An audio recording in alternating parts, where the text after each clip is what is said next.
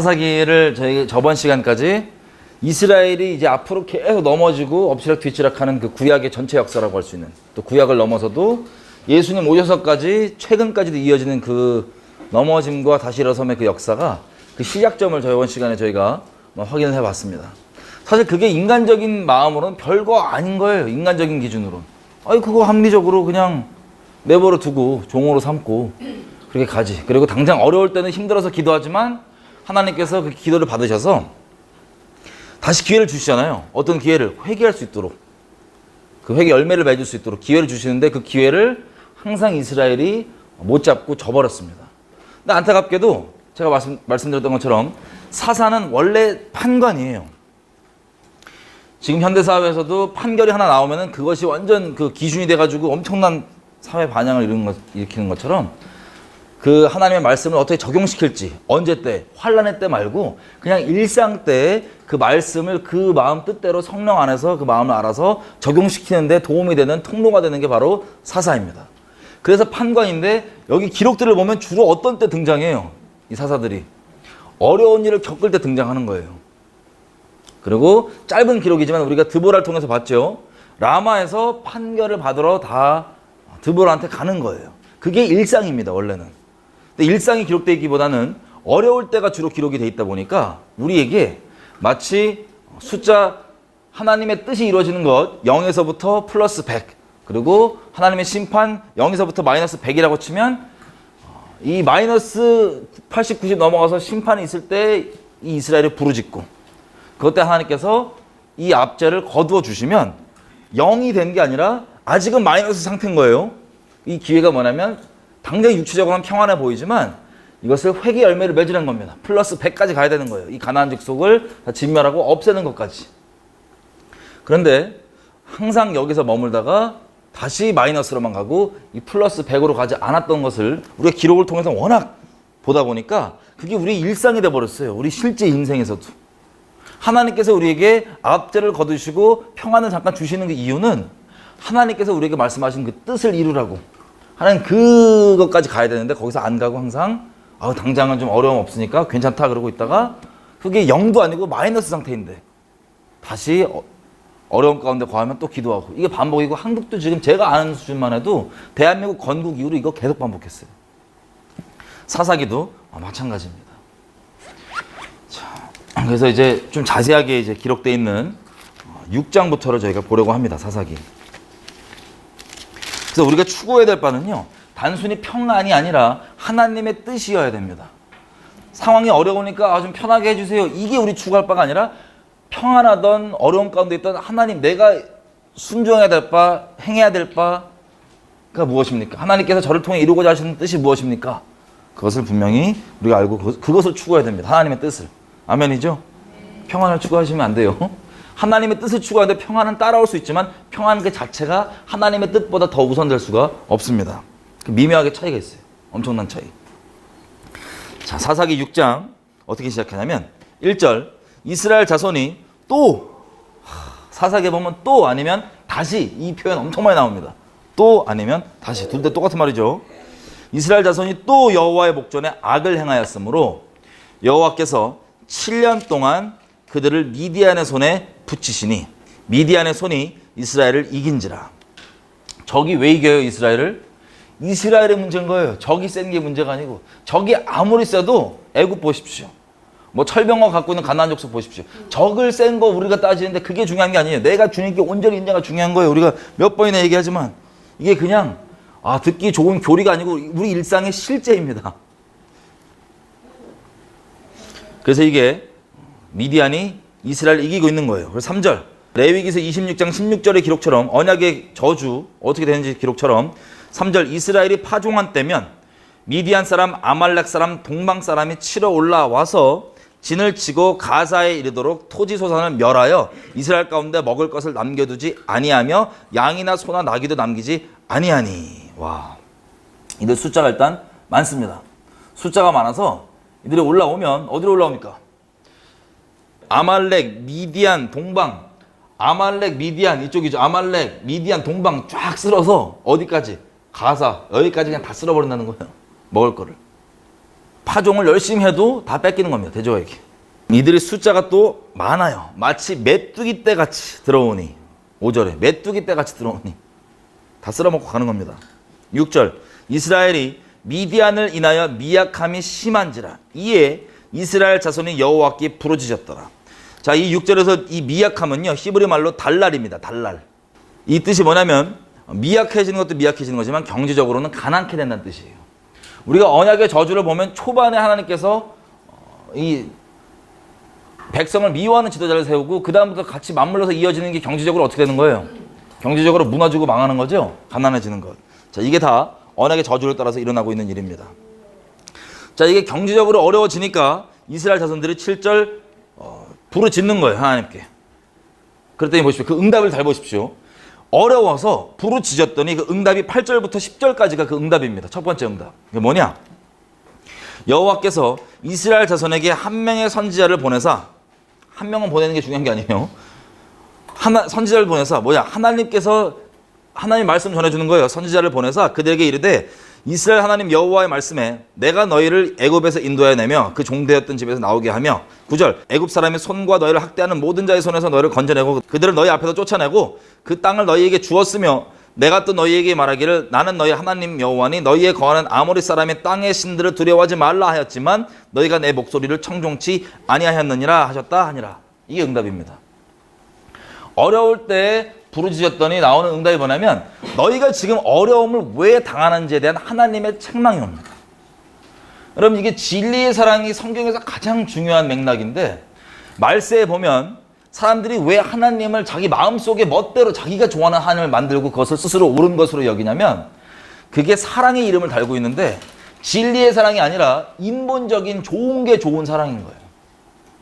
진리의 사랑은 하나님이 거룩하신데 이분이 거룩함을 포기할 수 있는 분이 아닙니다. 이분은 존재 자체가 거룩해서 1초라도 거룩함을 포기할 수 있는 분이 아니에요. 존재가 거룩하신 분이십니다. 그래서 이분 찬송할 때 거룩하다 거룩하다 그러잖아요.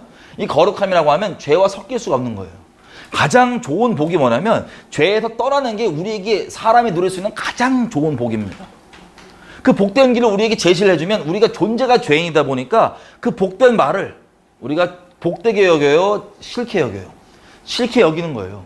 하나님께서 미워서가 아니고 부르짖으니까 살 길을 제시해 주는 게 뭐냐면 너희가 왜 그 어려운 일을 겪고 있냐? 너희가 내 말을 거스려서 한마디로 내 언약을 저버리고 이런 죄악 가운데 있기 때문에 내 말을 저버렸고 이런 죄악 가운데 있기 때문에 이런 일이 벌어진다라고 얘기를 해주는 거예요. 그러면 이게 좋은 말이거든요. 하나님께. 진짜 복된 말이거든요. 아, 이렇게 내가 사는구나. 제가 저번에도 말씀드렸죠. 우리가 잘못해놓고 그 죄에 따른 결과가 온단 말이에요. 로마서에 뭐라고 되어 있어요? 이 구약만 국한되는 게 아닙니다. 선을 행하는 자에게는 그게 유대인이건 헬라인이건 영광과 존귀가 따르지만 악을 행하는 자에게는 유대인이건 헬라인이건 이 어려운 일이 따르는 거예요. 악을 행한 자들에게. 왜? 뜨거운 거 잡으면 화상 있는 거랑 똑같은 이치예요. 사람이 자기의 잘못으로 자기가 그 일들을 불러놓고 원망은 하나님을 해버려요. 왜 이렇게 했느냐고. 왜 나한테 이런 것만 겪게 하시냐고. 아니, 네가 잘못했잖아. 그럼 하나님의 감사한 복이 뭐냐면 이게 싫게 여기시면 안 돼. 이거 복받는 마음 정해져 있다고 말씀드렸죠. 하나님의 무엇을 잘못된지를 얘기해 주시는 게 사람이 악한 마음으로 너가 잘못이라고 이렇게 하는 거랑 차원이 다른 거예요. 거기 있으면 이게 지금 원리가 거기서 제발 나와라. 라고 하는 하나님의 자비와 사랑의 진리의 사랑의 음성입니다. 여러분 이 음성이 들릴 때 이것을 청종하셔야 돼요. 여러분께 복이 있는 거예요. 여러분의 살 길인 거예요. 근데 죄인인 우리가 이것을 들으면 싫어하는데 그 길에서 있으면 안 됩니다. 자, 그래서 마찬가지로 사사기도 그 어려움 가운데 있는데 처음 나오는 말이 여러분 생각해 보십시오. 지금 경제적으로 다 망해갖고 맨날 숨어갖고 겨우겨우 조금씩 이 파종해갖고 먹고 사는데 다른 사람한테 맨날 노략당하는데 그것 때문에 살려달라고 부르셨더니 주님의 응답이 너 이것 때문에 이런 일을 겪고 있다고 책망이에요. 이거 인간적인 관점으로 좋아할 사람 있어요? 없어요? 없죠? 그래서 망하는 거예요, 사람들이. 그래서 속옷만 주님께 온전히 나올 수 있는 거예요. 우리는 복된 마음으로 죄성상 듣기 싫고 짜증날지라도 그것은 우리의 죽어마땅한 지옥 가야 될 죄성이고요. 그것 때문에 예수님 십자가 못 박히신 거니까 그걸 딱 제하고 마음 지키고 그러니까 날 살려주시려고 그 길로 인도해 주시는구나. 나를 정말 이 어둠에서 이 환란을 부르는 이 어려운 상황들을 부르는 이 죄에서 나를 건져주시려고 그러는구나라고 복된 마음으로 주님께 나와야 됩니다. 여러분 이 마음가짐이 제일 중요한 거예요. 인생에.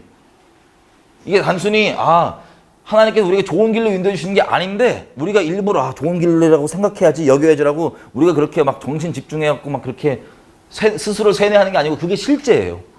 온 우주의 만물을 만드시고 그대로 운영하시는 하나님께서 우리를 위해 아들을 주셨잖아요. 우리가 죄악 가운데 있을 때 주신 게 아들인데 우리에게 가장 좋은 것만 정말 주시거든요. 실제로.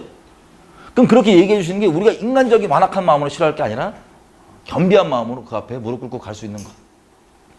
여러분 이게 우리의 가장 중요한 복입니다. 성경 지식 다 몰라도 돼요. 이 마음가짐이 제일 중요해요. 하나님께서 우리를 나를 죄악 가운데 있을 때 십자가 주신 그분이 나를 사랑하는 정도가 이 정도니 나에게 이렇게 말씀해 주시는 건 나를 사랑하셔서 말씀해 주시는 거예요. 이게 진리의 사랑. 이것을 못 받으면 큰일 납니다. 이거 옵션이 아니에요. 이게 천국 지옥을 결정하는 내가 하나님 백성이냐 아니냐를 결정하는 내 인생 가운데 하늘의 풍성함을 누리고 사느냐 아니면 겨우겨우 그 어려움 가운데 하나님과 씨름하면서 하나님과 대적하면서 살아가느냐 이게 이 마음가짐에 달려있는 겁니다. 제일 중요한 것. 여러분들은 이 복된 마음 꼭 가지시길. 자, 그래서 6장에 이 부르짖으니까 처음 나오는 응답이 이 책망이에요. 이것 때문에 너희가 이런 어려움을 지금 겪고 있다. 그 다음 11절. 이걸 들었으면 이스라엘 백성이 온전히 회개했으면 어떤 열매가 나오겠어요? 본인들이 다른 이 가나안 신들 섬기는 거 완전 제해버리고 더 나아가서 완전 이들을 쓸어버리는 것 있죠. 가나안 족속. 다시 얘기하지만 그 원점, 하늘의 뜻 그것을 순종하는 길까지 갔을 거예요. 근데 그러지 않았습니다. 여기서 또 똑같이 집중해서 나오는 부분이 하나님의 뜻을 행하는 수준이 아니라 그냥 어려움 가운데 건져주시는 그 부분이 아주 자세히 나와 있을 뿐입니다. 그래서 이것 자체가 옳은 게 아니고 이게 완전한 게 아니에요. 더 나아가야 될 게 있는 겁니다. 어쨌든 그 부분을 우리가 보면 11절부터 여호와의 사자가 오브라에 있는 기드온에게 옵니다. 11절 끝에 보면 기드온이 미디안 사람에게 알리지 아니하려 하여 밀을 포도주 틀에서 타작하더니 자, 기드온이 여호와의 사자 앞에서는 자기 스스로가 가장 작은 자, 우리 집이 가장 작은 자라고 얘기하지만 나중에 기록들을 쭉 보면 기드온이 조금 사는 집이에요. 보니까 사는 집으로 추정이 돼요. 몇 가지 이유가 있는데 첫째는 자기 아버지 집에 바알과 아세라상을 다 아버지 집 걸 박살낸 거거든요. 그랬더니 그 도시 전체 사람들이 난리가 나요. 그럼 무슨 뜻이에요? 작은 집이 아니에요. 큰 바알과 아세라를 섬기는 그 도시 사람 전체가 자기네 영적인 어떤 견고한 진 중에 하나라고 생각하는 그 재단 중에 하나였던 겁니다. 그 아버지 그 제사집이. 그리고 미디안 왕을 잡아서 기드온이 얘기할 때 네가 다볼산에서 죽였던 그 사람들 어떤 사람 같더냐 그랬더니 왕자들 같더라고. 우리 집안, 우리 어머니의 자식들이라고. 이게 그냥 하는 소리인지 실제인지 모르겠지만 기드온이 작은 집은 아닌 것 같습니다. 그리고 또 한 가지는 나중에 보겠지만 기드온이 물질이 그렇게 어렵진 않았던 것 같아요. 아니면 물질이 어려웠어도 물질의 욕심보다 명예에 대한 욕심이 더 컸을 수도 있고요. 나중에 저희가 그 승리에서 얻은 전리품들을 가지고 어떻게 하는지를 보면서 확인해 보겠습니다. 우리 지금 금시가로 따지면 대략 한 10억이 넘는 그런 정도의 금덩어리를 가지고 뭐 자기 필요에 쓰고 이런 것도 아니라 에봇을 하나 딱 만들어서 세팅해 놓고 이스라엘 사람들로 하여금 이거를 약간 부적처럼 여기게 합니다. 명예욕이 더 큰 거예요. 나중에 한번 가볼게요. 어쨌든 이런 기드온이 지금 숨어서 몰래 이 타작을 하고 있습니다. 왜냐면 다 뺏기니까. 여러분들이 경제활동을 하는데 숨어서 몰래 해야 되면 그게 마음이 쉽지 않겠죠. 그죠? 자, 기드온이 몰래 이것들을 하는 거예요. 그 마음이 약간 조마조마할 거 아니에요? 그때 12절 여호와께서 사자를 보내셔서 나타납니다. 12절 큰 용서여 여호와께서 너와 함께 하시도다. 13절 기드온이 그에게 대답하되 나의 주여 여호와께서 우리와 함께 계시면 어찌하여 이 모든 일이 우리에게 미쳤나이까. 또 우리 열조가 일찍 우리에게 이르기를 여호와께서 우리를 애굽에서 나오게 하신 것이 아니냐 한 그 모든 이적이 어디 있나이까. 이제 여호와께서 우리를 버리사 미디안 손에 붙이셨나이다. 자, 이게 어떻게 보면 우리 모태신앙들의 솔직한 고백일 수도 있습니다. 제가 저번 시간에도 말씀드렸던 것처럼 이 자녀 세대들한테 기도원도 지금 자녀 세대가 됐을 거 아니에요? 자녀 세대들한테 신앙 전수가 말로는 됐는데 실제 행동으로는 본이 안 된 거예요. 부모 세대가. 그래서 이 분명히 가나안 족속을 쓸어버리라는 걸 쓸어버리지 않고 같이 타협하고 널브러져 있는데 여호와께서 우리를 건져내셨다. 애굽에서 이러셨다. 이런 얘기들은 들어왔잖아요. 그래서 이들 마음이 이렇게 나오는 겁니다. 아니 만약에 하나님께서 우리와 함께 하시면 이 꼴이 왜 벌어집니까? 이 꼴이란 건 우리가 죄 때문에 겪고 있는 현실입니다. 이게 왜 벌어집니까? 그 기적들이 대체 어디 있습니까? 결론이 이거예요. 사실 속으로 실제로 생각하는 건 여호와께서 우리를 버렸기 때문에 이런 꼴을 겪는 게 아닙니까? 어떻게 보면 자기들 죄악 가운데 있으면서 원망도 하나님께 있는 것도 있고 또 부모 세대도 본을 보이지 못한 것도 있고 여러 가지가 맞물려 있는 게 바로 기드온의 마음 상태인 거예요 지금. 자, 그래서 14절 끝에 부분, 자, 너는 이스라엘을 미디안 손에서 구원해라. 내가 너를 보낸 것이 아니냐. 어디서 많이 듣던 것 같죠? 여호수아도 이런 말씀 많이 들었습니다. 기드온이 그에게 대답하되 15절, 내가 무엇으로 이스라엘 구원합니까? 나의 집은 므낫세 중에서 극히 약하고 나는 내 아비 집에서 제일 작은 자이니이다. 여호와께서 그에게 이르시되 내가 반드시 너와 함께하리니 네가 미디안 사람 치기를 한 사람 치듯 하리라. 자, 이때부터 기드온이 이제 얘기를 합니다. 우리 잘 아는 표적을 구하죠. 만약에 정말 주님께서 내가 은혜를 받은 게 맞다면, 주님께서 주신 게 맞다면 은혜를 표징을 보여주십시오. 18절, 내가 예물 가지고 다시 주께 올 테니까 그것을 드리기까지 떠나지 말아 주십시오. 그랬더니 그 사자가 내가 너 돌아올 때까지 기다리겠다.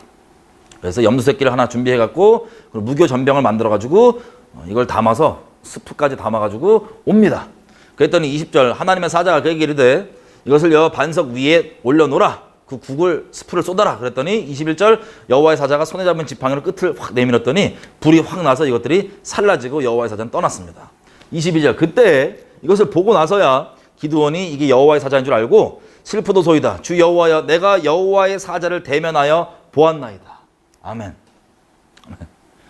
여러분, 우리가 보통 하나님과의 인카운터가 있잖아요. 인카운터가 있으면 여러 가지의 현상이 나올 수가 있습니다.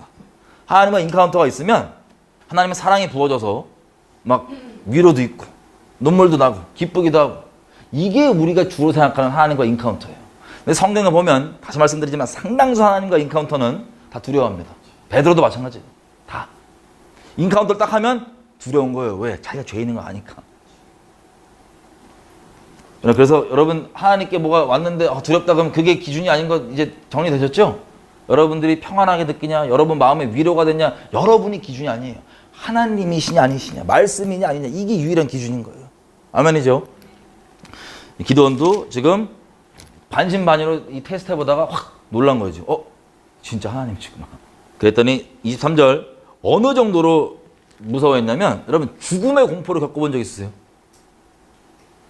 저희가 예전에 성경을 같이 우리 친구들이랑 읽다가, 제가 처음 회사할 때 20대 중반 때 읽다가, 저희 사무실에서 읽다가 다 경외하는 얘기가 나오니까, 성령도 경외하는, 그래서 야, 경외함을 체험해 본 적 있냐고.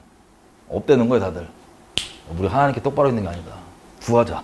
그래서 저녁 때 우리 모여갖고 다른 거 안 구하고 하나님 경외하게 해달라고, 하나님 경외함을 알게 해달라고 계속 기도했거든요. 그랬더니 실내잖아요. 진짜 급하고 강한 바람 휙 불어치는데 우리 전부 다 떨어져 벌벌 떨었어요. 다 막 내려앉아갖고 막 울면서, 이래갖고 막 나 무섭다고 울면서. 그때 마음이 계속 남아있어야 되는데 간사하게. 그때 이제 벌벌 떨어져요. 너무 무서워갖고 막 울면서 너무 무섭다고. 하나님께서 아주 티끌 만큼 맛보게 해주셨던 것 같아요. 하나님을 경외하는 게 하나님과 인카운터하면 처음 나오는 겁니다. 하나님 두려워하는 게. 이게 정상이에요. 우리 인본적으로 현대교회에서 자꾸 막 사람 위로하고, 이게 우선이 아니에요. 하나님을 우리가 하나님을 두려워하는 게 우선입니다. 내가 하나님께 똑바로 있나 안 있나를 체크하는 거, 스스로 마음 가운데 책망 있고 찔림 있는 거.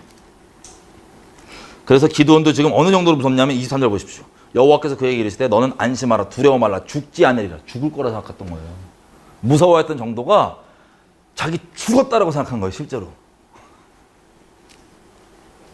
24절, 여호와께서 죽지 않는다고, 하나님이 빈말하시지 않잖아요. 죽을 거라 생각하니까 안 죽는다고, 걱정하지 말라고 그랬더니 그 위로를 받고 24절, 기드온이 여호와를 위하여 거기 단을 쌓고 거기 이름을 여호와 샬롬이라 하였더라. 샬롬, 안녕, 안 죽고 안녕했다.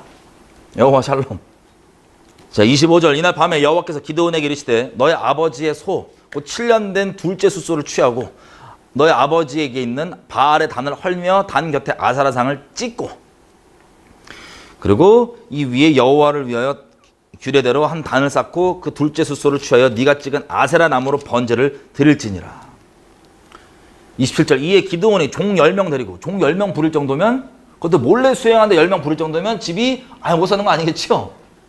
어쨌든 몰래 수행하는데 밤에 종 10명을 데리고 여호와의 말씀하신 대로 행하되 그 아비와 가족과 도시 사람들을 두려워함으로 이 일을 감히 100주 대낮에 행하지 못하고 밤에 행하니라. 28절 성읍 사람들이 아침에 일찍 일어나 보니까 바알의 단이 회파되었고 그 단 곁에 아세라가 찍혔고 새로 쌓은 단 위에 둘째 수소를 드렸는지라. 그러니까 도시 사람들이 이걸 보고 열받을 정도면 아버지 집안의 단이 작은 단이 아니었던 거예요. 어느 정도 큰 단 중에 하나던가 제일 큰 단 중에 하나던가 뭐 그런 정도의 도시 사람들 전부 다가 화날 정도로. 그래서 이거 누가 그랬냐 그랬더니 아버지 기드온의 아버지는 야 이거 기드온이 그랬다니까 죽여버리자 그런 거예요. 사람들이 도시 사람들이. 그랬더니 기드온의 아버지가 야 됐다. 니네가 뭔데 바알을 왜 니네가 싸우냐. 바알이 진짜 성질났으면 바알이 알아서 죽일 거라고 내버려두라고. 이렇게 또 듣고 보니까 맞는 말이야. 여러분 우상은요. 제가 우상 섬기는 사람들 전도할 때마다 맨날 인용하는 말씀들이 있는데 여러분 차를 타시거나 뭐 가시면 이제 우상들 있는데 보면은 우상이 안 닦인 우상들이 좀 있을 수 있어요. 먼지 막 수복히 서 있고. 그러면 어디든 우리가 닦아주지 않으면 그 우상은 자기 체면 관리도 못하는 거예요. 그죠? 참 미련한데 마찬가지로 이 요아스 기드온 아빠가 그런 우상에 대한 미련함을 알고 하는 건지 아니면 단순히 그냥 자기 아들을 보호하려고 하는 말인지 몰라도 그냥 니네가 그러지 마라. 얼떨결에 이 말이 나온 거야. 올바른 말이. 야 바알이 진짜 신이면 걔가 알아 처리하겠지. 승질 나면 내버려 둬라. 그래서 마치 우상 숭배자들 하는 분들한테 이렇게 전도하면 우상에 대해 전도하면 이분들이 실제 딱 이게 열리는 분이 많아요. 하긴 그렇네. 네가 안 닦아주면 얘는 자기 앞가림도 못한다 그러면 그때부터 깨지기 시작해요. 근데 얘한테 빌어서 뭐 나오겠냐. 네가 해줘야 될 판인데. 얘는 가짜다. 그런 어설픈 내용이 얼핏 지금 나온 거예요. 이 기드온 아버지한테 입을 통해서. 자 그랬더니 기드온의 별명이 붙습니다. 32절 그날에 기드온을 여룻바알이라 하였으니 이는 그가 바알의 단을 회파하였은즉 바알이 더불어 쟁론할 것이라 함이었더라. 이런 별명이 나쁘진 않은 것 같아. 사탄이 미워한 사람. 반대로 하나님 사랑하는 사람이 있었잖아요. 그죠? 사탄이 미워한 사람. 저도 원래 귀신이랑 친하다가 예수 믿기 전에 돌아왔잖아요. 근데 주변에 가끔씩 영적으로 민감하고 예민하다고 하는 분들 만나면 막 귀신 말을 대언해 준 사람도 있어요. 너를 배신자라고. 귀신이. 넌 배신자라고. 그 얘기가 너무 듣기 좋은 거예요. 내가 확실히 저 귀신들 떠났구나. 여룻바알이라는 별명이 생겼습니다. 바알이 싸운다. 바알이 참소한다. 바알이 직접 고소한다. 뭐 이런 의미들입니다. 그래서 33절 그때 미디안 사람과 아말렉 사람과 동방 사람들이 다 모여 요단을 건너와서 이스라엘 골짜기에 진을 친지라. 자, 이스라엘 골짜기 제가 저번에도 말씀드렸죠. 드보라 얘기할 때 싸웠던 그곳. 거기가 주요 이스라엘의 전쟁터입니다. 무기또 있죠. 하르무기또, 아마겟돈. 거기서 마지막 때까지도 거기서 이제 전쟁이 크게 벌어지는데 자, 거기에 이제 모여 있는 거예요. 이스라엘 골짜기. 말이 골짜기인데 엄청 넓어요. 이스라엘 평지. 산으로 둘러싸여 있긴 하지만 거기에 많은 숫자가 볼 수 있습니다. 요 지역. 거기에 모여서 진을 쳤는데 34절 등장하십니다. 여호와의 신이 성령이 기드온에게 강림하시니 기드온이 나팔을 불 때 아비에셀 족속이 다 모여서 그를 쫓고 35절 사자를 므낫세에 두루 보내고 아셀과 스불론과 아셀, 스불론, 납달리에 다 보냅니다. 이렇게. 그랬더니 여기 사람들이 다 모여서 기드온을 쫓습니다. 36절 기드온이요 마음이 참 뭐라고 표현할까 도마 같은 마음도 있어요. 이게 이 마음이 이게 쉽지 않아요. 하나님께 이렇게까지 해주시고 또 지를 때는 또 성령 임하셔갖고 막 지르고 나팔 불고 오라고 해놓고 또 마음이 이게 약간 후들후들하니까 다시 표적을 구하죠. 36절부터 표적. 양털 한 뭉치를 내가 둘 테니까 양털에게만 이슬이 쌓이고 나머지 옆 바닥이 마르면 하나님인 줄 알겠습니다. 그랬더니 그대로 돼요. 그러면 신기하다. 진짜 하나님이구나. 가야 되는데 또 두드려봐요. 여러분 순종하려고 하나님께 여쭙는 건 나쁜 것만은 아닙니다. 순종하려고 여쭙는 건 여러분 야고보서 1장에 보면은 두 마음 품는 자에게는 뭐 기도할 때 뭐 받을 거 생각지도 말라 그러잖아요. 두 마음 품는 악한 자들에게. 근데 지혜가 없으면 후히 주시고 꾸짖지 아니하시는 하나님께 여쭈라고 돼 있어요. 그러니까 불순종하기 위해서 마음이 하나님께 분명히 순종해야 될 바를 알려주시는데 불순종하고 싶어하고 다른 뜻을 찾으려고 막 그런 다른 걸 계속 물어보는 게 아니라 발람처럼 순종하고 싶어서 확실하게 하나님 확실하게 순종하고 싶어서 다시 한번 확인이 필요하면 뭐 여쭤보셔도 되는 거예요. 하나님은 어지러움이 하나님이 아니시고 분명하신 분이시기 때문에 순종하기로 작정한 자들에게는 응답이 복잡하지 않고 혼란스럽지 않습니다. 아주 클리어하고 분명합니다. 순종하기로 작정한 자들에게는. 순종 안 하려고 하는 두 마음에는 맨날 헷갈려갖고 이게 맞나 저게 맞나 맨날 이거저거 물어보다 발람처럼 딴 길로 가는 거고, 순종하려고 하는 자들에게는 다시 한번 하나님께 다시 한번 순종하고 싶어서 여쭙습니다라고 하는 건 하나님께 그렇게 나쁜 것만은 아니에요. 그렇게 해서 확실히 순종하는 게 낫습니다. 어쨌든 기도원이 또 물어봐요. 이번엔 반대로 양털만 마르고 나머지 옆에 양털 땅이 다 젖어 있으면 하나님 뜻이신 줄 알겠습니다. 그랬더니 그렇게 된 거예요. 이쯤 되면 그만 물어봐야 되는데 기도원 좀 많이 물어봐요. 7장 300용사 등장합니다. 하롯샘에 다 모였어요. 이 사람들이. 하롯샘이 어디냐면 여기쯤입니다. 여기쯤. 하롯. 여기 갈릴리 바다 있죠. 여기쯤 하롯샘이에요. 자, 하롯이 히브리 말로는 두렵다, 떨린다 뭐는 뜻이에요.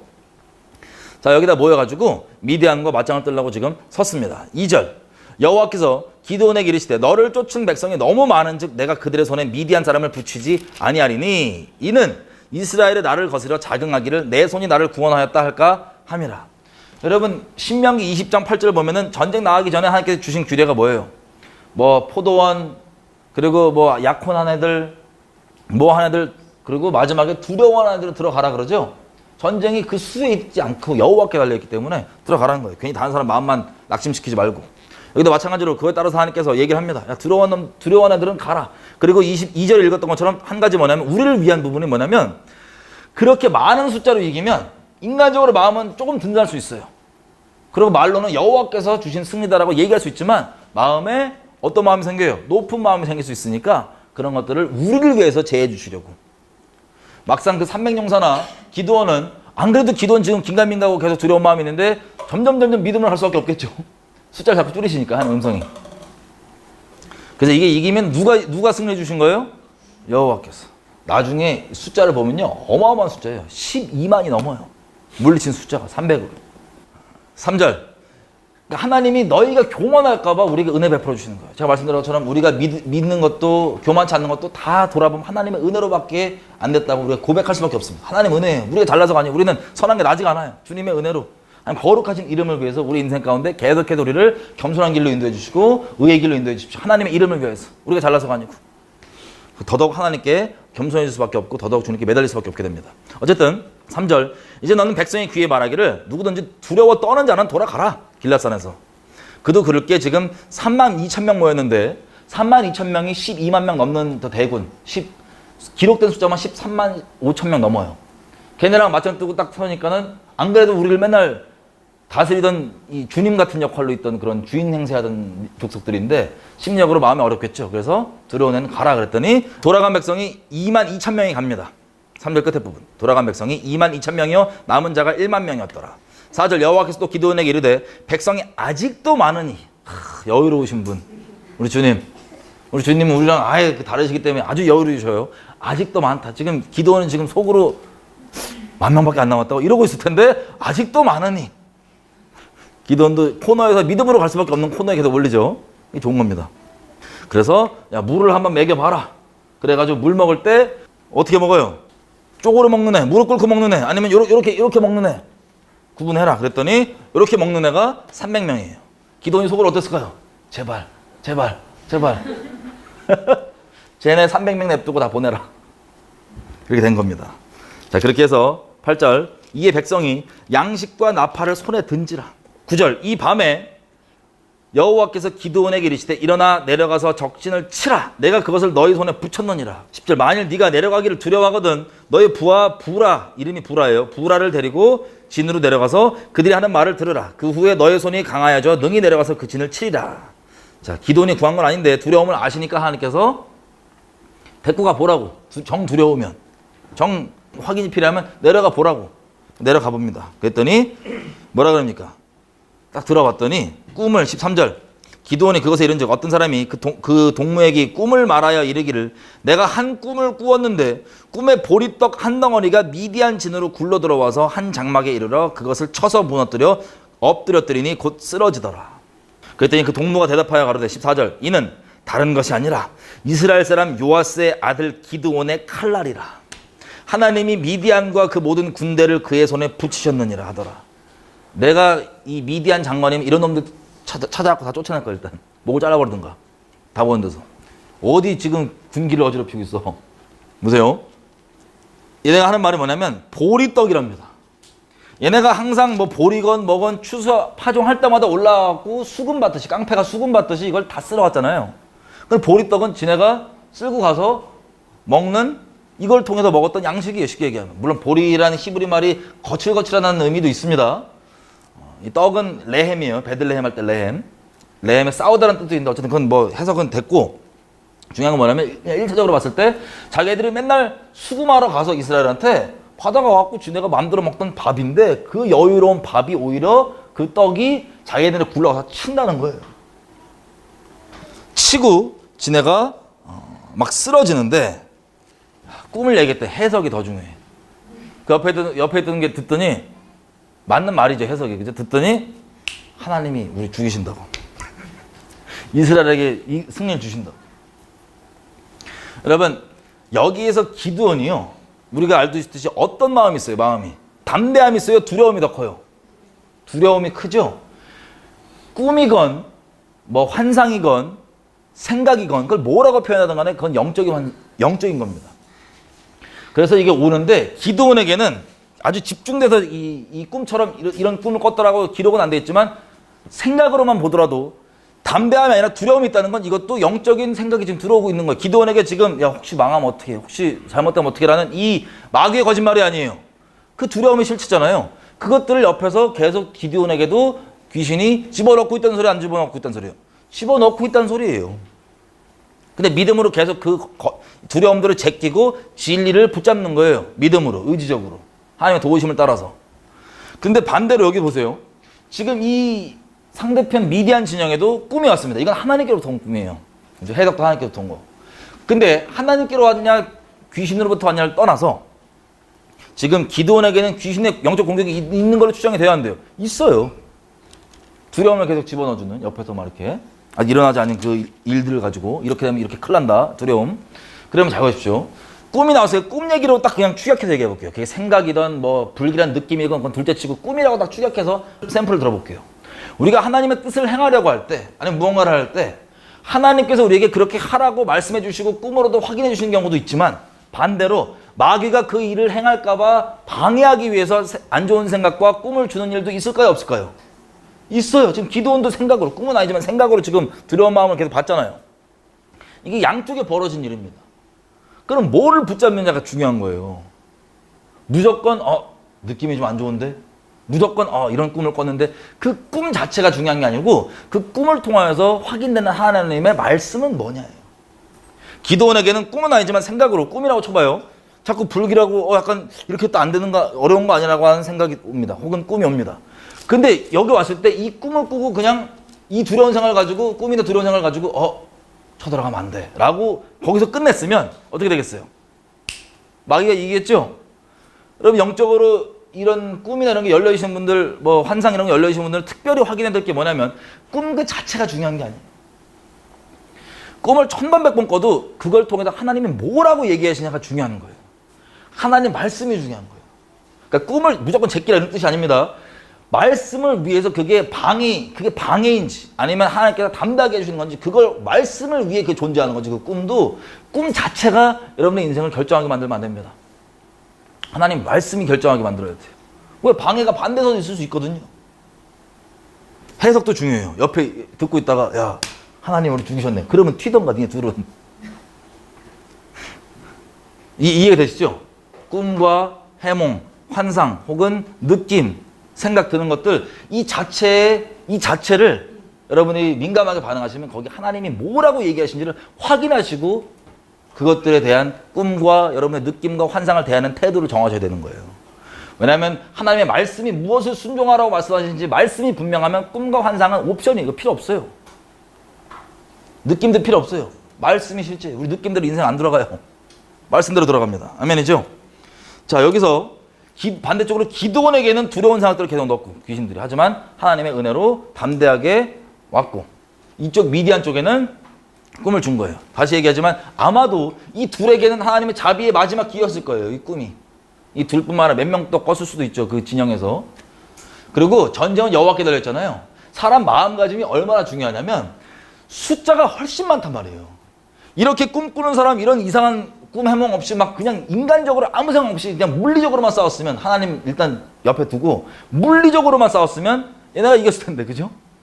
물론 하나님께서 못 이기게 하시지만 물리적으로만 보면 자꾸 숫자도 많은데 이런 얘기 막 퍼져가고 들으면은 마음이 어떻겠어요? 이미 졌다 이러고 마음이 어려울 때는 옆에서 고양이 한 마리 스쳐가거나 이런 소리 나도 막 화들짝 놀라듯이 마음 상태가 제일 중요하다니까. 마음을 잘 지키셔야 돼요.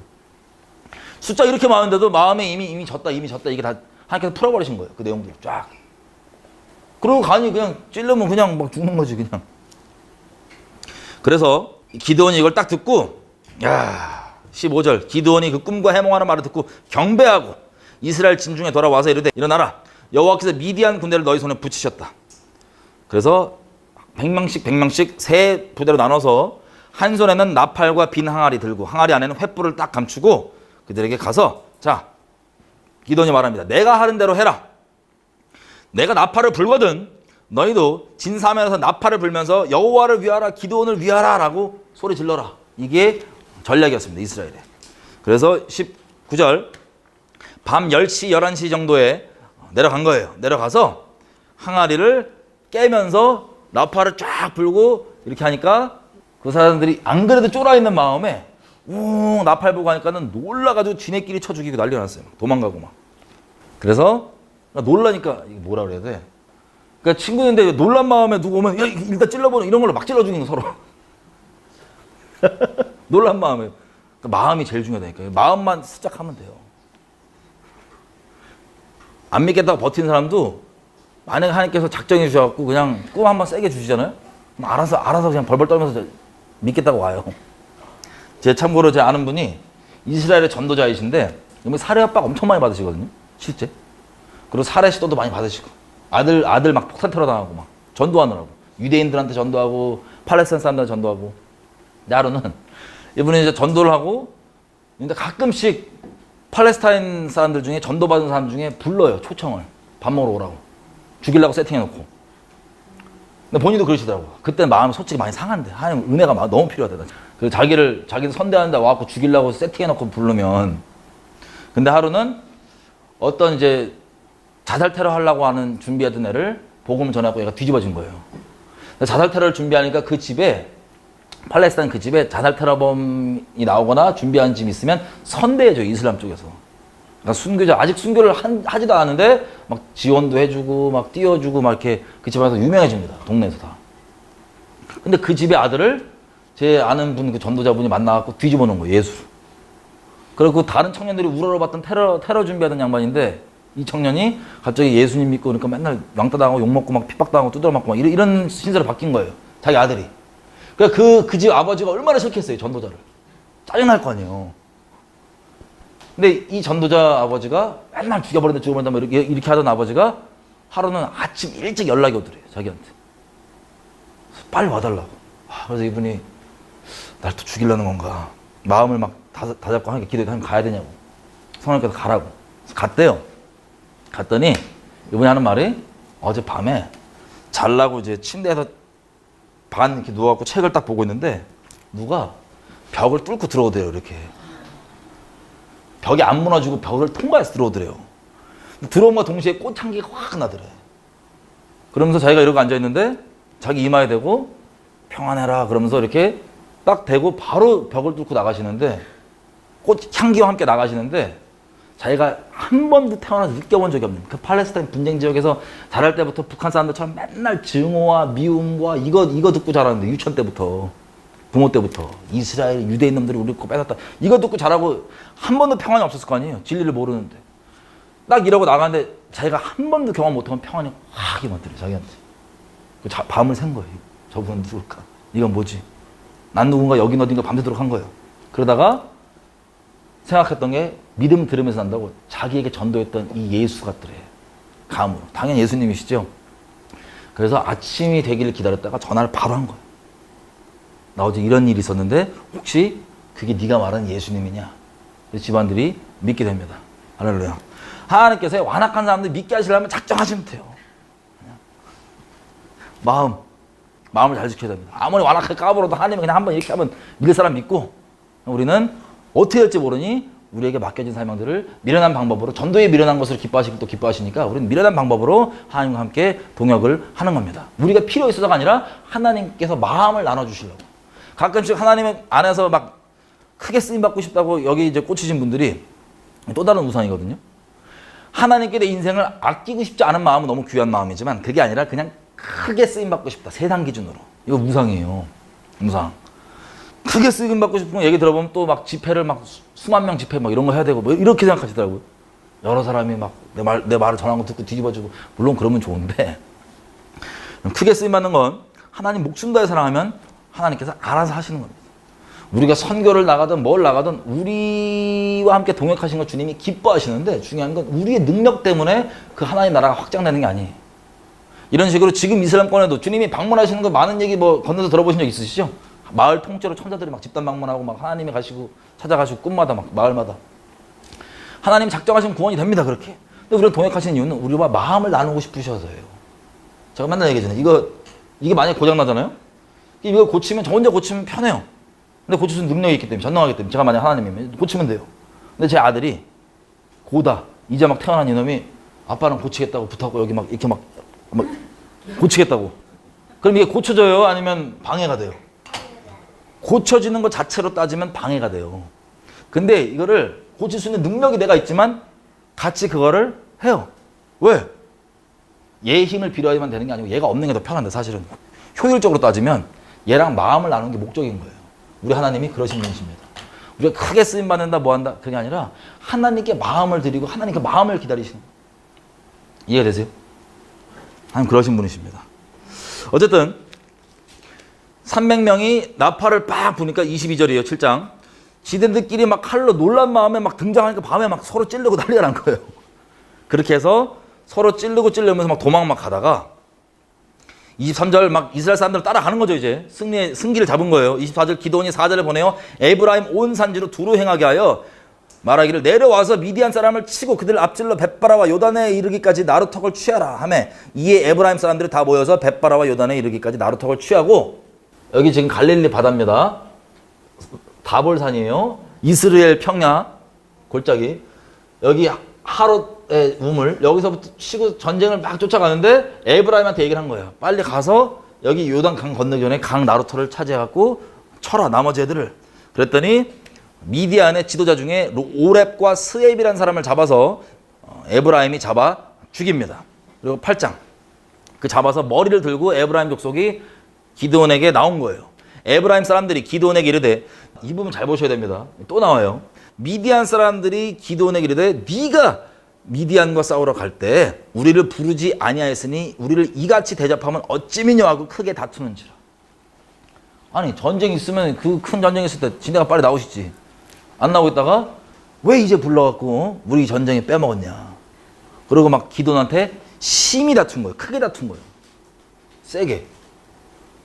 그랬더니 기드온이 아주 정치적으로 잘 넘어갑니다. 어떻게 넘어가냐면, 내가 한 일은 조그맣고 에브라임 너희들이 한 일은 저 2명 죽였잖냐. 니네가 이만한 거 한 거라고. 잘했다고. 이러고 펌프질 해주고 띄워주니까 에브라임이 기분 좋아갖고 넘어가요. 일단.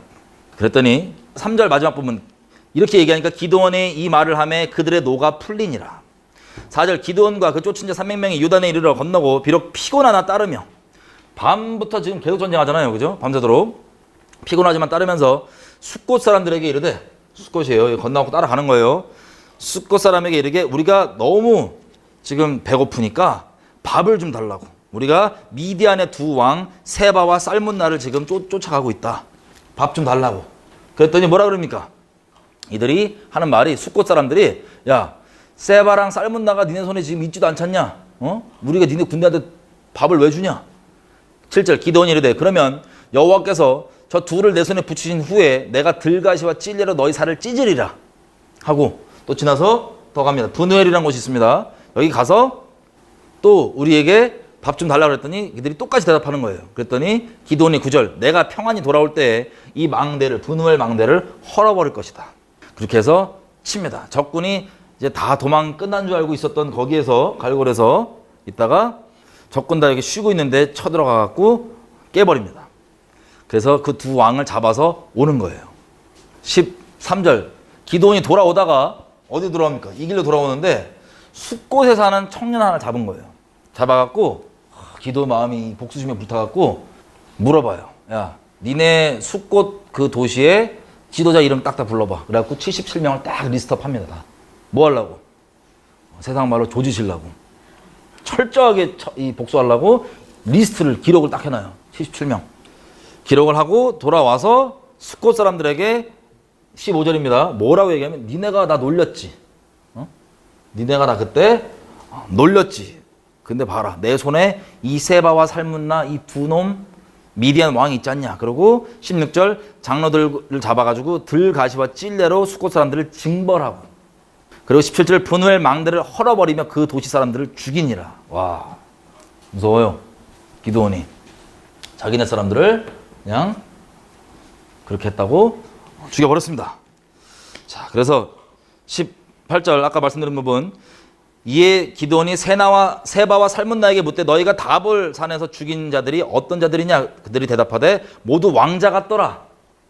귀족이에요. 가로되 그들은 내 형제 내 어머니의 아들이니라.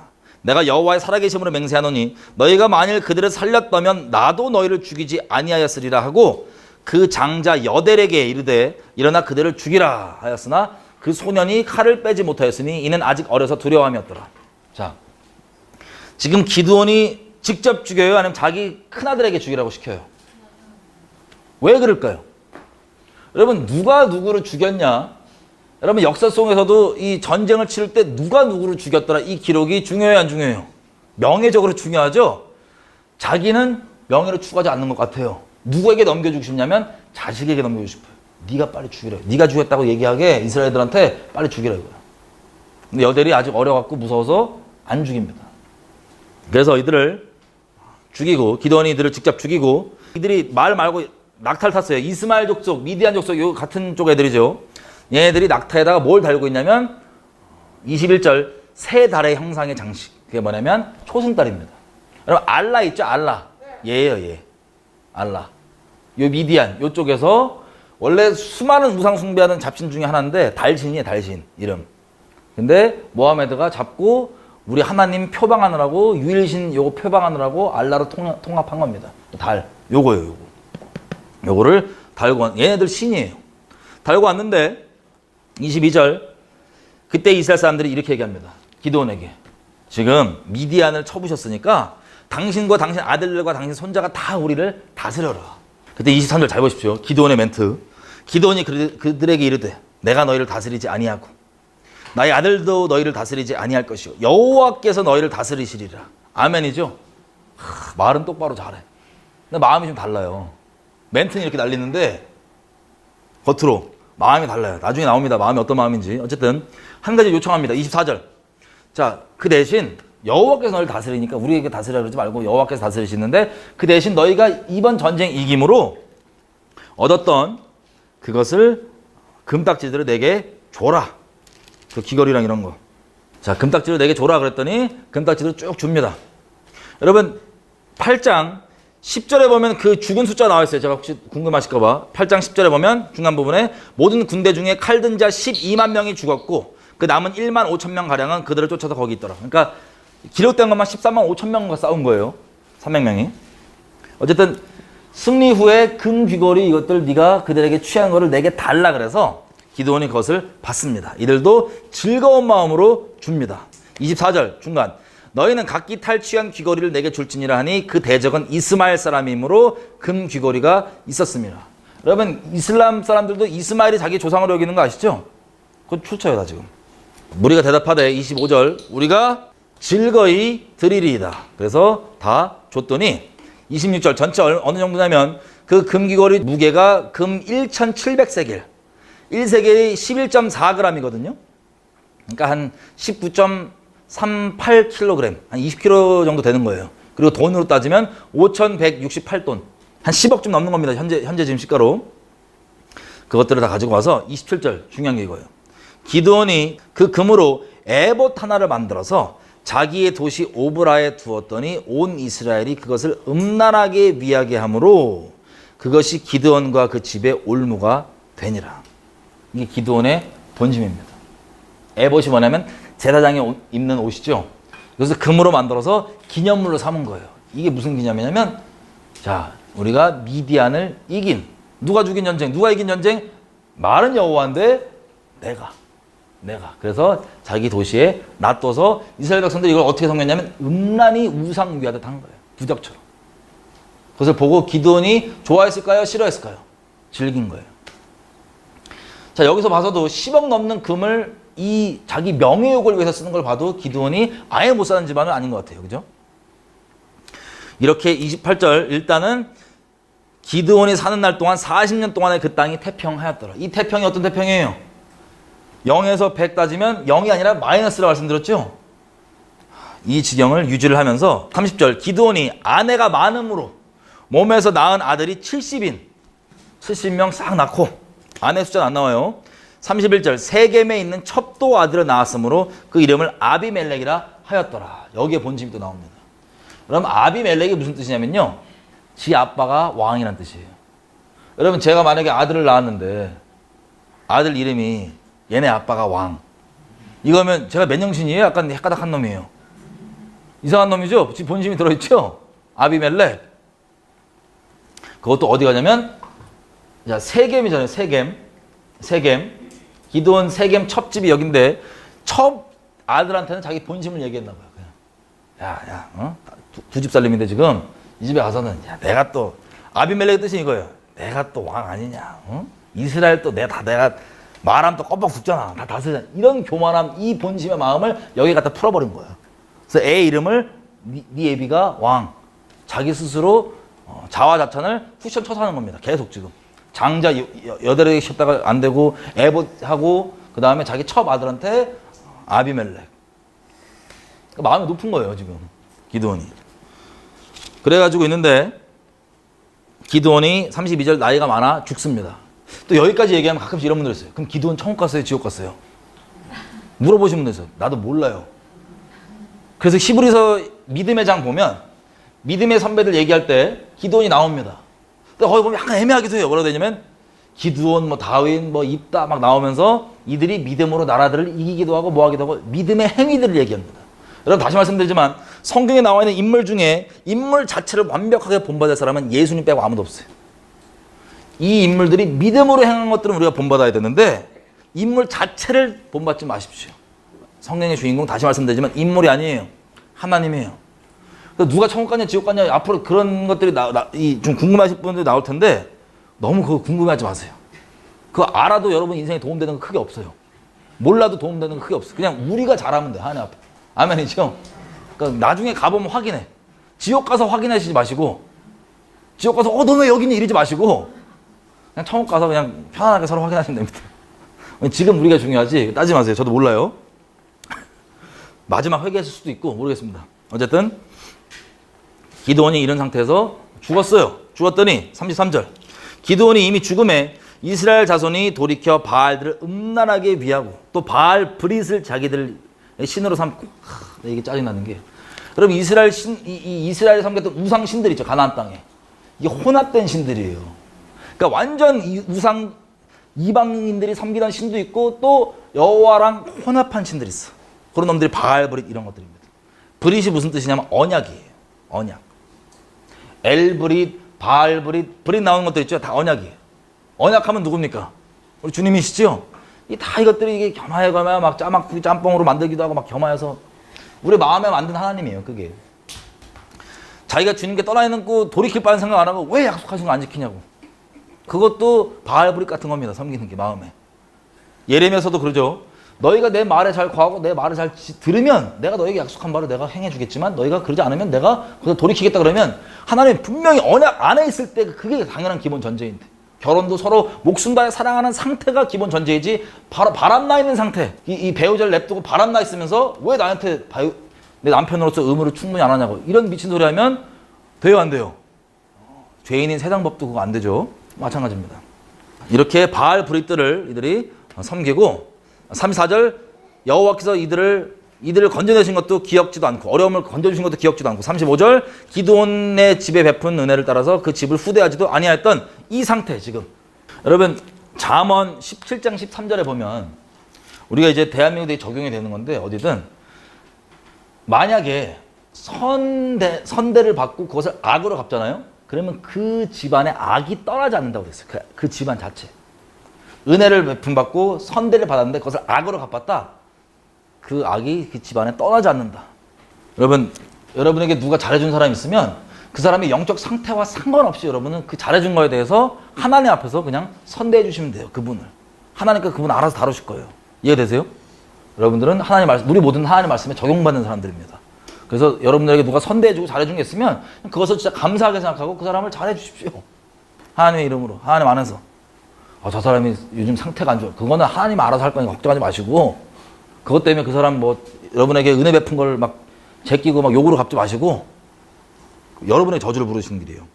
이 일이, 이 집을 선대하지 않는 일이 바로 9장 가운데 어떻게 벌어진지가 나옵니다. 9장. 여룻바알의 아들 아비멜렉, 첩의 자식 아비멜렉이 지금 자기가 아마 부모에게 그리고 특별히 엄마에게 받아왔던 대로 야망을 갖고 컸겠죠. 그래서 자기 아버지가 죽자마자 이 인간이 권력욕에 뭘 하냐면 자기 동네 세겜으로 갑니다. 세겜을 딱 가서 뭘 하냐면은 자기 어머니와 형제들에게 이르되 그들과 외조부의 온 가족에게 말하여 이르되 자 들어봐라. 지금 기드온 자식이 70명이다. 70명이 다 너희를 다스리는 게 낫냐? 아니면 나는 니네 형제인데 나는 니네 동네 사람이고 나는 니네 친척인데 나 한 명이 너희를 다스리는 게 낫냐?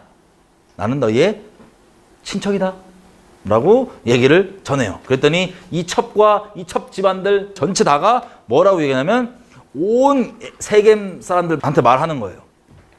그래서 그들 마음을 꼬셔갖고 아비멜렉에로 쏠리게 하고 야 아비멜렉이 우리 형제 아니냐. 선악이 중요한 게 아니고 네 편 내 편 딱 갈라서 그게 선악인 거 최악이죠. 지역적으로도 그렇고 우리 대한민국도 피해가 많잖아요. 선악이 중요한 게 아니고 네 편 내 편 딱 갈라갖고 선악을 그 기준으로 가는 거. 내 편 무조건 갑니다. 이거 엄청난 저주를 부르는 겁니다. 잘 보세요. 어떤 저주를 부르냐. 4절 그렇게 해갖고 이 세겜 사람들이 작당을 한 거예요. 이스라엘 됐고 이스라엘 내부의 세겜 우리만큼은 아비멜렉이 우리 왕이다. 왜? 우리 형제니까. 저게 장자이냐 뭐 혈통적으로 적자냐 아니야 다 필요 없고 그냥 우리 형제니까 저놈을 세워야 된다고. 쟤 밀면 된다고. 이렇게 해갖고 이 지역이 또 뭉친 거예요. 세겜이.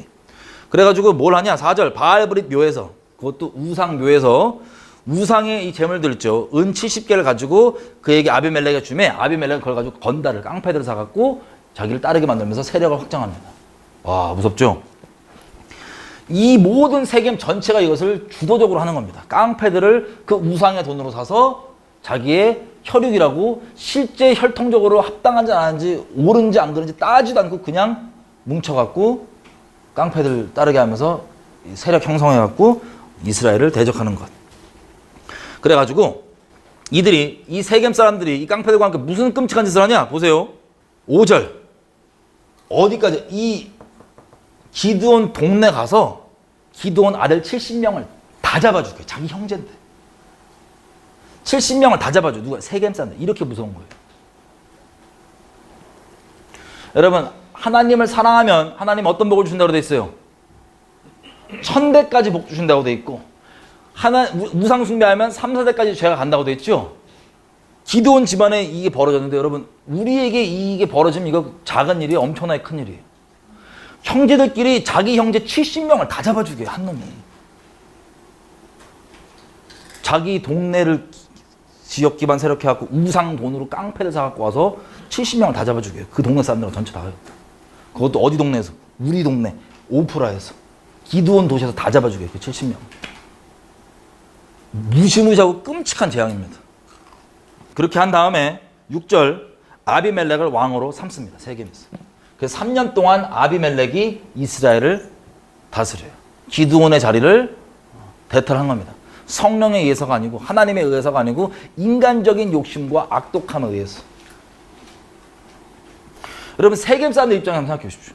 아니 이 기드온이 그래도 생존해 있는 동안에 뭐 맛이 갔든 안 갔든 상관없이 그건 둘째 문제, 하나님 알아서 하실 문제고, 이 기드온이 있는 동안에 이 태평함을 누리게 해줬잖아요, 지금. 하나님 기드온을 통하여서. 근데 이 집안을 배반하는 정도가 어떻게 배반하냐면 70명을 다 잡아 죽여요, 그냥. 우리 형제, 얘는 우리 편이라는 이유 하나로. 얘를 띄우겠다는 이유 하나로. 이 무시무시한 짓을 했습니다. 그러면 이 세 계명은 우리가 아까 잠언 말씀 읽은 것처럼 복이 임할까요? 저주가 끊이지 않을까요? 저주가 끊이지 않습니다. 역사적으로. 여러분 지금 이스라엘 가면요 세 계명이 없어요.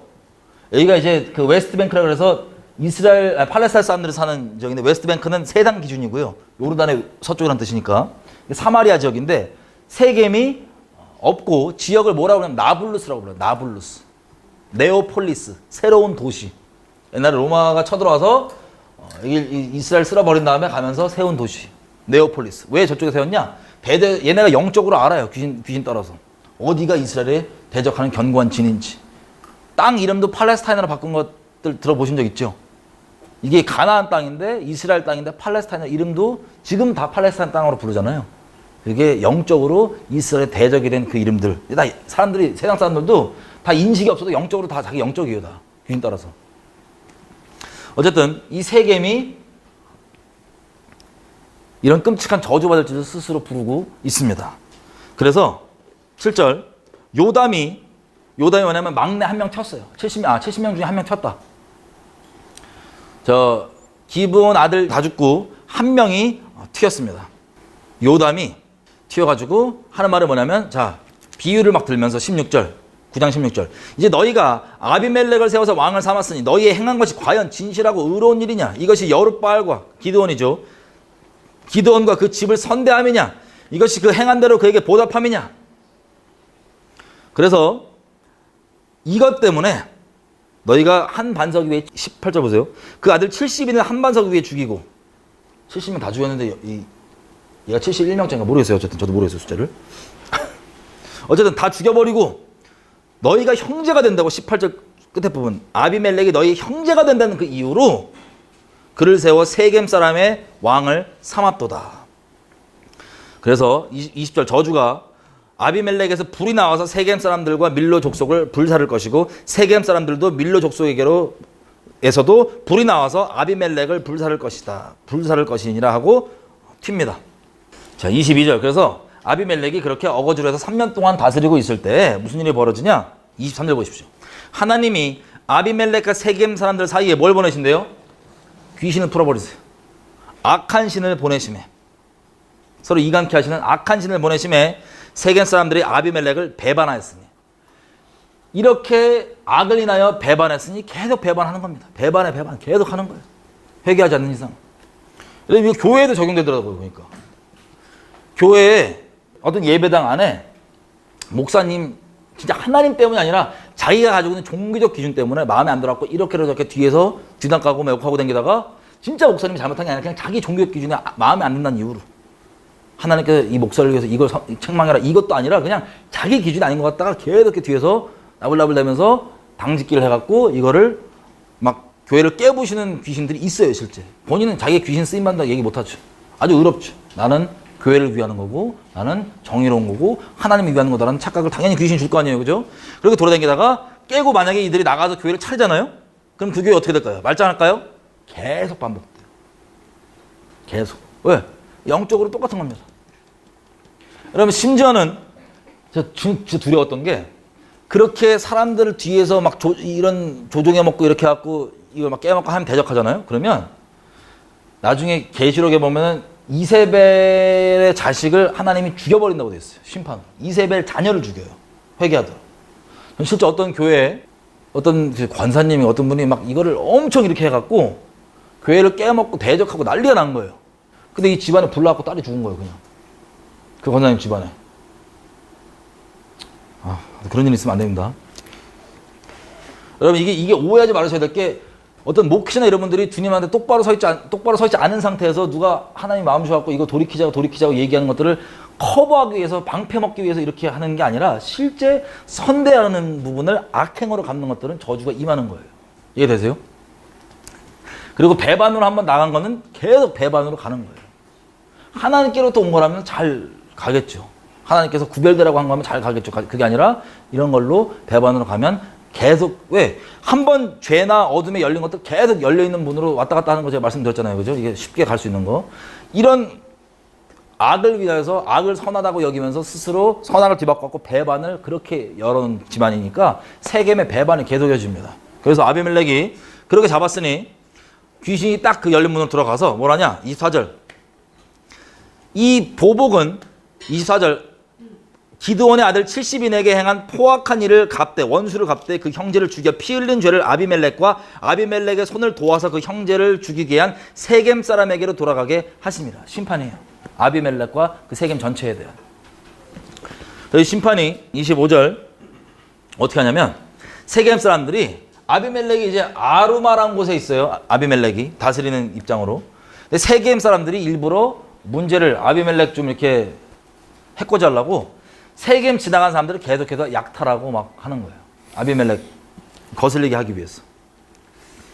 그랬더니 아비멜렉이 이제 거슬리잖아요. 이것들이 왜 저렇게 자꾸 내 통치 때 평안하게 잘 있어야지 저렇게 하냐? 라고 이러고 있는데 그때 26절 에벳의 아들 가알이 그 형제들과 함께 세겜에 이사를 옵니다. 이사를. 그러니까 이 세겜에 다른 동네 사는 애들이 집안 전체가 이사를 와요. 외부인이잖아요. 이사를 와가지고 이들이 이사를 와서 귀신에게 은혜를 받아갖고 이 가알을 다 좋아합니다. 세겜 사람들이. 그래서 27절 이들이 막 그 같이 포도 이제 거두는 날에 막 포도주 먹고 같이 놀고 그리고 그 신당 있죠. 우상숭배하는 신당 있는 데 들어가서 먹고 마시면 아비멜렉을 막 욕하는 거예요. 뒷담, 공개 뒷담. 28절 가알이 이르되 아비멜렉이 대체 그거 뭐하는 놈이냐고. 세겜은 누구기에 우리가 아비멜렉을 섬겨야 되냐? 우리가 대체 뭔데 왜 아비멜렉을 따라야 되냐? 저놈을. 아비멜렉도 사실은 기드온 놈 아들 아니냐? 배반의 장미. 기드온 놈 아들이 아니냐? 그 장관, 걔가 세운 습을. 자, 세겜 땅에 이 발음 조심하셔야 되는데 세겜 땅에 지도자가 세운 장관이 스불이에요. 스불. 발음 세게 하면 안 돼요. 그 아비멜렉이 세운. 그래서 스불 저놈도 아비멜렉이 세운 거 아니냐? 그러니까 반하게 지금 끝까지 가는 겁니다. 그리고 결국에 따지면 세겜이 어느 동네냐면 여러분 기억하실지 모르겠지만 야곱이 잠깐 머물렀다가 하몰이죠. 하몰이 디나를 강간해서 그 야곱 아들들이 죽여버렸던 그것이 바로 세겜입니다. 하여튼 세겜 문제가 많아. 여러분 실제로 그 팔레스타인에서 테러범들 엄청 많이 나오는 것이 세겜입니다. 실제로 나블루스. 그 이유를 모르겠어요. 그 저주 때문에 그런가? 어쨌든 차라리 세겜의 아비 하몰의 후손을 섬길 것이라 이래요. 뭐 출처를 갖다 댈 때 갖다 대야지. 저따 꽂아요. 하몰까지 올라가서 기드온 말고 반역을 하려면 모든 게 핑계, 모든 것을 합력해서 악을 이룬다니까요. 죄를 짓고자 하는 자에게 모든 게 핑계거리가 돼요. 좋은 핑계거리. 세상에 하몰 자식을 차라리 섬기는 게 낫겠다 싶어갖고 그런 말로 기드온 집안을 배반하는. 그것도 자기 우두머리였고 자기 친척이라며. 그래서 같이 배반해놓고는 저것도 기드온 아들 아니냐 이런 식으로. 아주 쓰죠. 그래갖고 얘기를 하니까 스불이 들은 거예요. 듣고. 와 열받는다. 이것들이 이게 미쳤구나 이제. 그래서 몰래 아루마에 있는 아비멜렉에게 소식을 전합니다. 군대를 빨리 끌고 오시라고. 몰래. 조용히 끌고 오셔서 이것들을 쓸어야 되겠다고. 그래서 아비멜렉의 얘기를 듣고 군대를 데리고 쑥 와서 매복을 하고 있습니다. 매복을 하고 있다가 33절 아침 해 뜰 때 당신은 일찍 일어나 이 도시를 엄습하면 가알과 그 쫓은 백성이 나와서 당신을 대적하리니 당신은 기회를 보아 그들에게 행하소서. 34절 아비멜렉이 밤에 일어나서 네 대로 나눠갖고 세 개 매복을 한 거예요. 이렇게 네 대로 나눠갖고. 그래갖고 딱 기다리는데 35절 에벳의 아들 가알이 나와서 이 성 문 입구에 설 때 아비멜렉과 그 쫓은 백성이 매복하였던 곳으로 일어난지라. 가알이 그 백성을 보고 스불에게 이르되 백성이 산꼭대기부터 내려온다. 그랬더니 스불이 말하기를 아니야 네가 산그림자 잘못 본 거야. 저 누구 내려오는 거 아니야? 아니야 잘못 본 거야 라고 일단 꼬셔놓고 다 내려오니까 어떻게 돼요? 30절 가알이 다시 말하여 뭐라 백성이 밭 가운데로 쫓아내려오고 한때는 무오느님 상수리 나무 길로 오는도다. 그러니까 지금 공격 오는 걸 본 거예요. 그랬더니 그때 38절 스불이 그에게 이르되 네가 전에 말하기를 아비멜렉이 누군데 우리가 그를 섬기냐 하던 그 입이 이제 어딨냐. 한번 네가 무시하던 그 아비멜렉이니까 한번 맞짱 떠봐라. 싸워봐라. 그래서 39절 가알이 싸우다가 도망하였고 40절 아비멜렉이 어디를 지금 칩니까? 세겜을 다 박살냅니다. 세겜 사람들 죽이고 들어와서 자기 편이었잖아요. 그죠? 같이 배반했던. 와서 다 죽여버립니다. 다 죽여버리고 41절 아비멜렉은 아루마에 거하고 스불은 가알과 그 형제를 쫓아내어 세겜에 거하지 못하게 하더니 이튿날 백성이 밭으로 나오면 혹이 그것을 아비멜렉에 고하니라. 아비멜렉이 자기 백성을 또 세 때로 나눠서 백성이 성에 나오는 것을 보고 일어나 그들을 치고 그리고 44절 성문 입구에 서고 그들은 두 때는 밭에 있는 모든 자에게 달려들어 그들을 죽이니 45절 아비멜렉이 그날 종일토록 세겜을 쳐서 반드시 박살내고 백성을 죽이며 그 도시를 헐고 소금을 뿌리니라. 이때 세겜이 무너집니다. 세겜 사람들 아비멜렉이 다 죽여버려요. 그리고 46절 세겜 망대 사람들이 세겜 옆에 있는 또 망대 있죠. 망모른데 망대 사람들이 이를 듣고 엘브릿 또 나와. 하나님 짝퉁 엘브릿. 엘이 하나님이고 브릿이 언약이죠. 언약의 신이에요. 우상 이름이. 엘브릿 신당의 보장으로 들어갔더니 세겜 망대에 모든 사람이 모인 것을 아비멜렉이 듣고 아비멜렉이 산에 올라갔고 도끼를 찍어갖고 나무를 갖고 와서 불을 질러버린 거예요. 그래서 거기 있는 사람들 49명 거기 이 숨어있던 사람들 불 질러갖고 1000명 다 죽여버립니다. 50절 또 아비멜렉이 데베스에 가서 데베스를 취하려고 하는 데베스도 이제 망대가 있잖아요. 거기 올라가려고 쫙 불 지르려고 또 나무 모아서 불 지르려고 하는데 53절 한 여인이 맷돌 윗짝을 아비멜렉 머리 위에 내려던져 그 두 골이 깨지니 가오 끝. 가오 끝. 이거 불 지르다가 갑자기 딴 것도 아니야. 맷돌 여인이 가는 맷돌 윗짝에 두개골이. 그럼 무서운 게 뭔지 아세요? 사람이 중심으로 섬기고 추구하는 바가 죽음 앞에서 속일 수가 없을 거 아니에요. 살 때는 스스로 아유 나는 그래도 괜찮아 속일 수 있지만 어느 정도 죽음 앞에는 속이지 못할 거 아니에요. 여기 이 아비멜렉이 하나님과 그 저주를 하나님을 배신하고 자기 아비 집을 배신하고 형제들 잡아 죽이면서까지 자기가 추구했던 그 극심한 우상의 정체가 드러납니다. 그게 뭐냐? 54절 아비멜렉이 자기 무기 잡고 따르는 소년을 급히 불러갖고 너는 칼을 빼서 나를 죽여라. 왜? 사람들이 나를 가리켜 아비멜렉이 여자에게 죽었다 하는 쪽팔린 소리 듣기 싫으니까 빨리 네가 나 죽여라. 이게 기드온서부터 이어져 왔던 우상이에요. 다른 사람에게 명예. 기드온은 마지막에 회개했는지 아닌지 모르겠어요. 그건 천국 가서 확인하면 돼요. 우리가 논쟁하지 마시고. 아비로부터 내려왔던 우상이에요. 그 명예. 죽음 앞에서 지금 두개골 깨지는데 야 쪽팔려 빨리 나 죽여. 여자가 죽었다는 얘기 못 듣게 죽여. 불쌍한 영혼이죠. 불쌍한 인생이죠. 저도 예수님 자살하려는 날에 딱 만났는데 전 평생 진짜 자유롭게 살고 싶었거든요. 근데 딱 죽음 앞에 이제 자살하려고 딱 방법을 정하다 보니까 어떤 걸 갈등하냐면 어떤 방법으로 죽으면 멋있다는 소리 들을까 그거 갈등하는 걸 제가 딱 보고 얘랑 똑같은 거예요. 불쌍한 영혼이에요. 저도 피식 웃음이 나오더라고요. 참, 평생 다른 사람 눈치 안 보고 자유롭게 살고 싶다고 난리치던 놈이 제 스스로에게 난리치던 놈이 결국에는 평생이 다른 사람이 나를 어떻게 바라보냐 그 시선의 종으로 살았구나. 죽음 앞에 들어가니까 딱 드러나야 되는데 중심이 뭔지.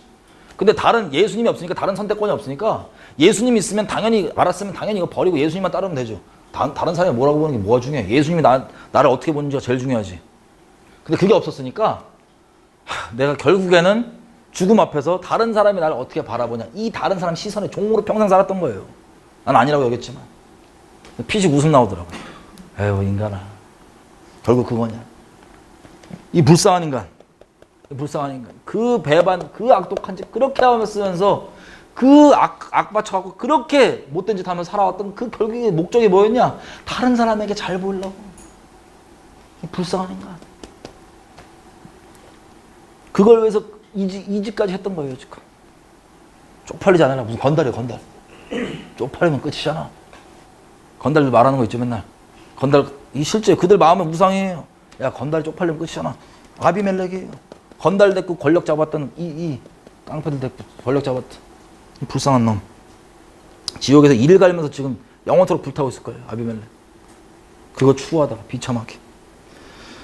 55절 이스라엘 사람들이 아비멜렉의 죽은 것을 보고 각각 자기 처소로 떠났더라. 아비멜렉이 그 형제 70인을 죽여 자기 아비에게 행한 악을 하나님이 이같이 갚으셨고 또 세겜 사람들의 모든 악을 하나님이 그들의 머리에 갚으셨으니 여룻바알의 아들 요담의 저주가 그들에게 응하니라. 아멘. 자 이렇게가 기도입니다. 아멘. 오늘은 여기까지 하면 될 것 같아요. 같이 우리 좀 기도할게요. 오늘 성령께서 각 사람의 10년 가운데 조명해 주신 것들 각자. 여러분 진짜 예수님 왜 너무 허무한 거지? 아무것도 아니에요 진짜. 우리 평생에 교회에 열심히 내도 그게 진짜 예수님이 내 주님이 아니면 내가 추구하는 바가 다른 사람에게 잘 보이기 위한 거, 다른 사람이 나 좋은 사람으로 보기 원하는 거. 이제 우스갯소리를 우리 교회에 있는 다니는 애들 있죠. 다음 세대들끼리만 모이면 제가 맨날 하는 얘기가 있어요. 우스갯소리로.